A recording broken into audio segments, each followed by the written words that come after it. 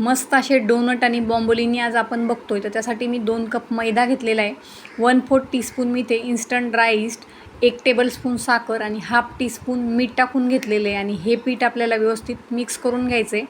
इथे मी पाऊण कप कोमट दूध घेतलेले आहे. तुम्हाला हवं असल्यास तुम्ही इथे पाण्याचाही वापर करू शकतात. थोडं थोडं दूध टाकून आपल्याला हे पीठ मळून घ्यायचं आहे. पीठ मळून झालं की हाताच्या तळव्याच्या साहाय्याने आपल्याला हे पीठ खेचून मऊसूत होईपर्यंत आपल्याला 10 मिनिटाची मॉलिश करून घ्यायची आहे. इथे मी 1/4 कप एवढं तेल घेतलेलं आहे. हे तेल आपल्याला पिठामध्ये थोडं थोडं करून टाकायचं आहे आणि ते खेचून असं आपल्याला या पिठामध्ये हे संपूर्ण तेल जिरेपर्यंत हे पीठ आपल्याला मळून घ्यायचं आहे. चांगलं मऊसूत असं होईपर्यंत आपल्याला ते अशा पद्धतीने खेचून मळून घ्यायचं आहे. तर आता हे संपूर्ण तेल मी या पिठामध्ये टाकून हे पीठ मळून घेतलेलं आहे. आता हा जो आपला डो तयार झालेला आहे तो आपल्याला एक 7 ते 8 तासासाठी फर्मेंट होण्यासाठी कुठेतरी गरम जागेवर ठेवून द्यायचा आहे. अशा पद्धतीने बाऊलला मी तेल लावून हा जो डो आहे तो एखाद्या गरम जागेवर 8-9 तासांसाठी ठेवून देणार आहे. 8 ते 9 तासांनंतर तुम्ही ते बघू शकता डो किती छान फुललेला आहे.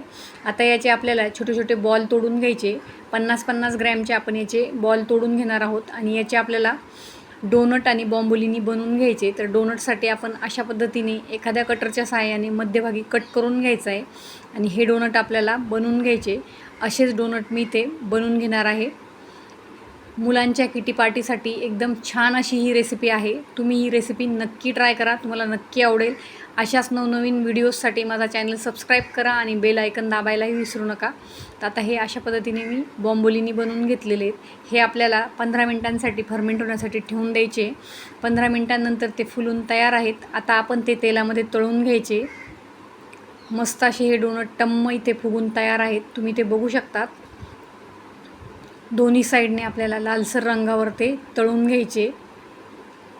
अशाच पद्धतीने आता आपण बॉम्बोलिनीही तळून घेऊयात. हे डोनट तळल्यानंतर तुम्ही तुमच्या पद्धतीने त्याला डेकोरेशन करू शकतात.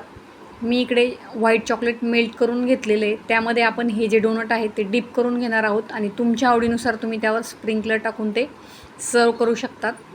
तर मी इथे अशा पद्धतीने त्याला डेकोरेट करत आहे.